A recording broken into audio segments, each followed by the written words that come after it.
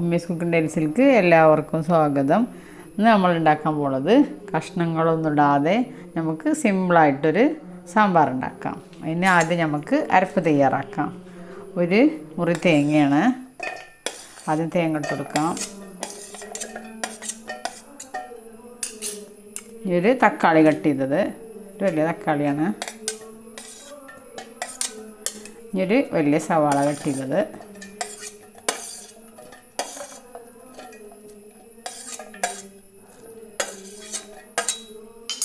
ഒരു 4 അല്ലി വെളുത്തുള്ളി, ഇനി ഒരു 2 വറ്റൽമുളക്.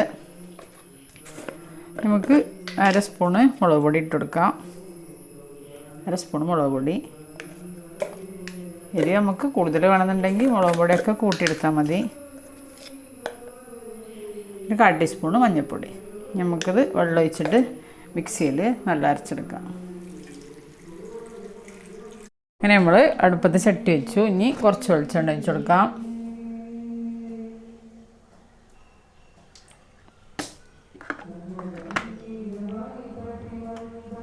നമ്മൾ 1/2 ടീസ്പൂൺ കടുക് ഇട്ട് കൊടുക്കാം.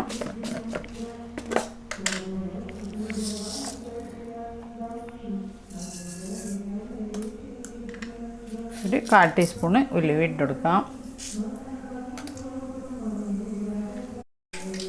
ഇനി ഒരു ചെറിയ സവാള കഷ്ണം കട്ട് ചെയ്തത്, ഇനി 2 വറ്റൽമുളക്, കുറച്ച് കറിവേപ്പില.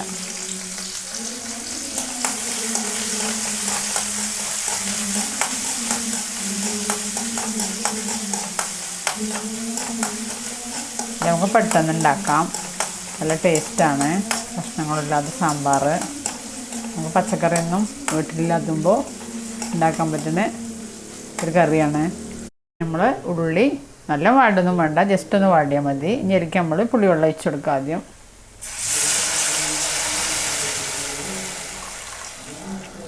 ഒന്ന് തിളക്കട്ടെ.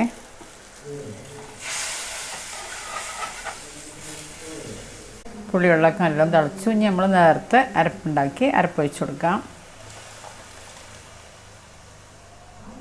കുറച്ചുകൂടി നമുക്ക് ഈ മിക്സി ചുവറ്റിട്ടൊന്ന് ഒഴിച്ച് കൊടുക്കാം.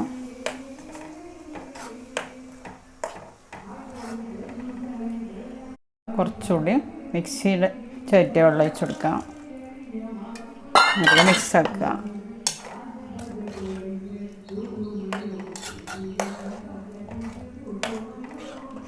നമ്മൾ കറിക്ക് ആവശ്യത്തിന് ഉപ്പിട്ട് കൊടുക്കാം. ഇതൊരു 4 മിനിറ്റൊക്കെ നല്ലോണം തിളക്കട്ടെ. നല്ല ടേസ്റ്റാണ്. എല്ലാവരും ട്രൈ ചെയ്ത് നോക്കൊണ്ടും.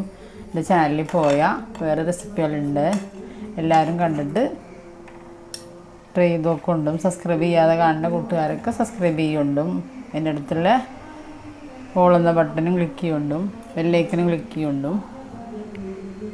അങ്ങനെ നമ്മളെ കറി നല്ലോണം തിളച്ച് വന്നു. നമ്മൾ ഉപ്പൊക്കെ പാകാൻ നോക്കിയിട്ട് ഉപ്പൊക്കെ കുറവുണ്ടെങ്കിൽ ഇട്ട് കൊടുക്കാം. നമ്മൾ കുറച്ച് കായപ്പൊടി ഇട്ട് കൊടുക്കാം.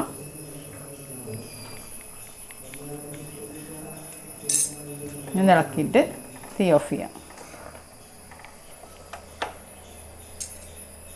അങ്ങനെ നമ്മളെ സിമ്പിളായിട്ടുള്ള സാമ്പാർ റെഡി. ഇതെല്ലാവരും ട്രൈ ചെയ്ത് നോക്കൊണ്ട്. നല്ല ടേസ്റ്റാണ്. ഞാൻ എപ്പോഴും പറയുന്ന പോലെ ഈ ചാനൽ ആദ്യമായിട്ട് കാണുന്ന എല്ലാ കൂട്ടുകാരും സബ്സ്ക്രൈബ് ചെയ്യുക, ബെല്ലൈക്കനും ക്ലിക്ക് ചെയ്യുക, ഷെയർ ചെയ്യുക, ലൈക്ക് ചെയ്യുക. അടുത്ത രൂപവുമായിട്ട് വീണ്ടും വരാം. Thank you.